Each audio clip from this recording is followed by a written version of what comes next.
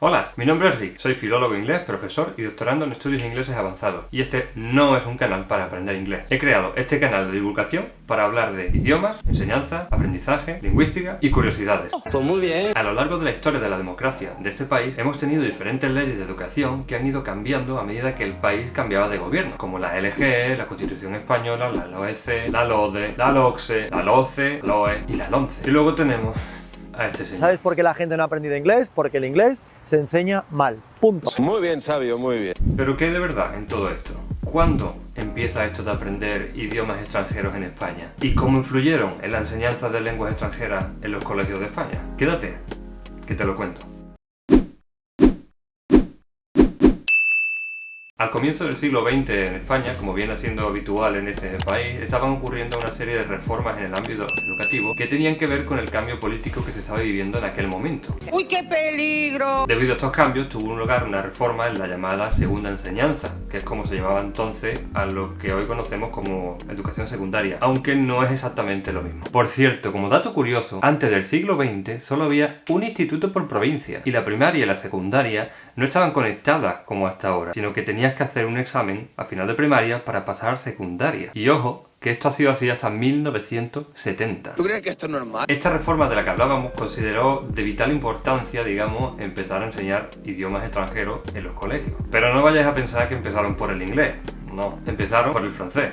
Joder. De hecho, así es como se justificó la introducción de lenguas extranjeras en el currículum escolar. Oh, pues no me he traído las gafas del cerca. Como imperiosa necesidad de la vida moderna de relación de unos pueblos con otros y olvido del funesto aislamiento en que hemos vivido, así como por la precisión de conocer cuanto más saliente y provechoso se produce en las ciencias y en sus aplicaciones, impónese el conocimiento de las lenguas vivas, una el francés, otra el inglés o el alemán. Y luego, en cuanto a cómo se concebía el aprendizaje, el mismo decreto decía: no hay necesidad de consignar hasta qué punto debe ser práctico el trabajo de estudiarlas. La lectura correcta, la traducción y la redacción corrientes deben ser el objeto principal. Y si además en las clases se acostumbran desde el primer día profesores y alumnos a ir gradualmente empleando el lenguaje, resultará la tarea provechosa y el éxito cierto. Vamos, que esto era un poquito así como vosotros ir haciendo lo que podáis y ya si aprenden algo, pues mejor. Tiene tela y su marinera. Y las clases se basaban más que nada en traducir. Como podemos ver, respecto a metodología, las clases han cambiado bastante.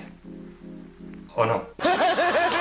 Esto lo veremos en otro vídeo sobre cómo han ido evolucionando las metodologías para enseñar lenguas extranjeras. ¿Y cómo fueron aquellos primeros momentos? Según este nuevo plan, la segunda enseñanza comenzaría a los 10 años y duraría 6 cursos. De esos 6 cursos se comenzaba a estudiar francés en tercero y cuarto. Así que la enseñanza de lenguas extranjeras comenzaba a los 12 años. Y luego los dos siguientes podías elegir entre inglés o alemán. Además, las clases duraban hora y media. Imaginaos un niño de 12 años con clases de inglés, francés, alemán o lo que sea, hora y media. Siempre es bueno beber, pero en estos casos beber un poco más. Y como no, para acceder al bachillerato incluían un examen de lectura comprensiva y de traducción, donde predominaba el francés. Aquí hay que destacar en 1918 la creación del Instituto Escuela. El Instituto Escuela fue un centro experimental creado por el ministro de Instrucción Pública de la época. Y allí lo que hacían básicamente era diseñar y poner en práctica planes de estudio y métodos de educación antes de implementarlos en los centros educativos españoles. Vamos, que era como la Masía del Barcelona. ¡Al loro! Y ojo que los cambios hechos en la época por el Instituto Escuela eran bastante innovadores. Hablamos de que la enseñanza de lengua extranjera se adelantó hasta 3 años con respecto al resto de centros educativos del país. Es decir, aquí los alumnos empezaban a aprender el nuevo idioma con 8 años. Y además se le ofertaba el estudio de 2 lenguas extranjeras al mismo tiempo. Idiomas, querida. Sin embargo, estas innovaciones no se generalizarían hasta final del siglo XX, es decir,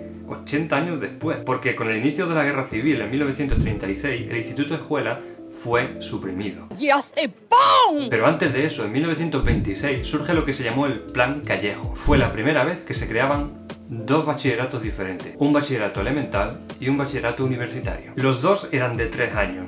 Pero mientras que en el bachillerato elemental no había ni rastro de lengua extranjera a estudiar, en el segundo se ofertaba inglés y alemán. Pero otra vez en 1931 se da un paso atrás y se vuelve a la misma situación, al mismo plan que había en 1903. ¿Tú se das cuenta que así no, que no va bien? Restando totalmente importancia a los idiomas en la segunda enseñanza. Como ya dijimos, lo de ir cambiando de leyes según el gobierno que estuviera en el poder no es nada nuevo. Esto ocurrió en 1931, como ya he dicho, pero 3 años más tarde, en 1934, 4, con tal cacao de planes conviviendo que había en aquel momento, ¿qué se hace? ¡Se aprueba otro plan! Si cuela y si no me la Y ahora se crea un nuevo bachillerato que se comenzaría a estudiar a los 10 años de edad y que duraría 7. Y ojito, porque en 1938 se establece que la cultura humanística se debe completar con 2 lenguas vivas. Y por razones políticas se decide que una de las obligatorias debía ser italiano o alemán. ¿Qué haces?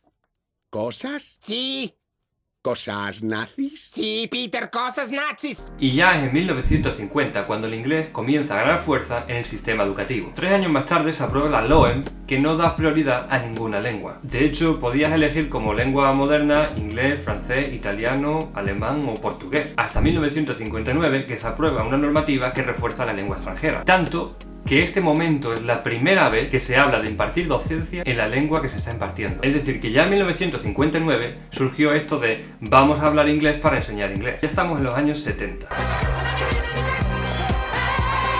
Y aquí empiezan a surgir las primeras grandes leyes de educación de la era moderna, por así decirlo. O sea que algunas ya os van a ir sonando un poco más. En los años 70 surge la Ley General de Educación, la LGE, y con ella surge la EGB, la Educación General Básica. Esta EGB lo que hacía era integrar el primer ciclo de la secundaria con la educación primaria, por lo cual teníamos un nivel único, que es esta EGB, que iba desde los 6 años hasta los 14. Y es también muy importante porque por primera vez se incluye el idioma moderno en una etapa obligatoria del sistema educativo. Y aquí el enfoque ya empezó a ser la adquisición de las 4 destrezas básicas a las que estáis todos acostumbrados: leer, escribir, comprender textos y saber hablar. Todo esto desde un enfoque oral, o eso decía.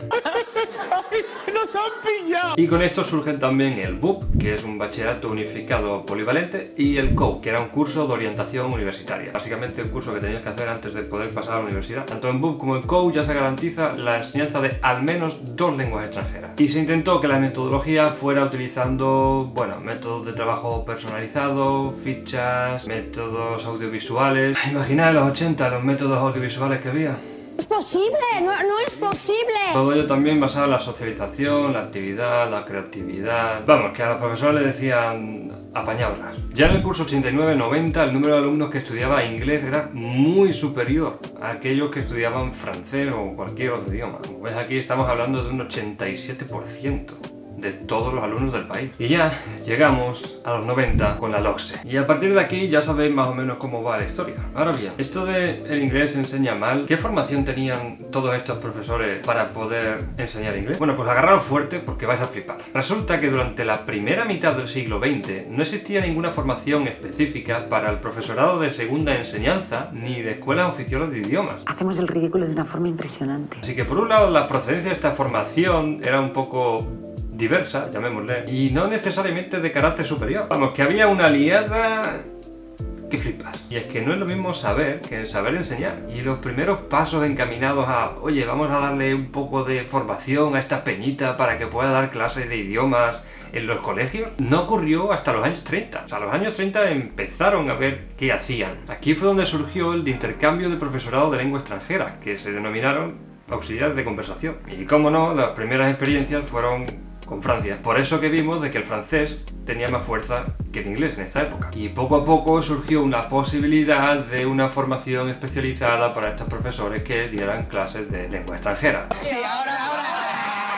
Aquí lo que resulta curioso es que los cursos comunes no estudiaban lenguas modernas y sin embargo tenían que examinarse de una lengua moderna para poder acabar. ¡Me estáis volviendo loca! Pero ya a partir de 1970, las escuelas normales donde se formaban los maestros se integraron en la universidad como escuelas universitarias del profesorado de educación general básica. Aquí ocurren 2 cosas muy importantes. Primero, gracias a esto los estudios de magisterio comienzan a ser considerados estudios de primer ciclo universitario. Y segundo, se crearon las facultades de filología. Además, a partir de 1971, aquellos que fueran a dedicarse a la educación se les exigiría una formación específica en pedagogía. Además, para los casos de bachillerato debería tener una mayor formación teórica y práctica que llegaría a unos 300 horas. Fue lo que se llamó luego el CAP, o Certificado de Aptitud Pedagógica. En resumen, que antes de todo esto, a principios del siglo XX, al no existir una formación específica para el profesorado, no se le exigía tener ninguna titulación superior, sino que bastaba con demostrar que su competencia fuera notoria mediante una oposición. Así que, como vemos, unas cosas han cambiado muchísimo y otras se ve que no tanto, e incluso algunas se repiten. Dejadme aquí en los comentarios si vosotros también pensáis que el inglés se enseña mal o qué se debería hacer para tener una educación mejor en cuanto a idiomas. No os olvidéis de suscribiros, de darle a like y compartir el vídeo. Y nos vemos en el siguiente vídeo. ¡Chao!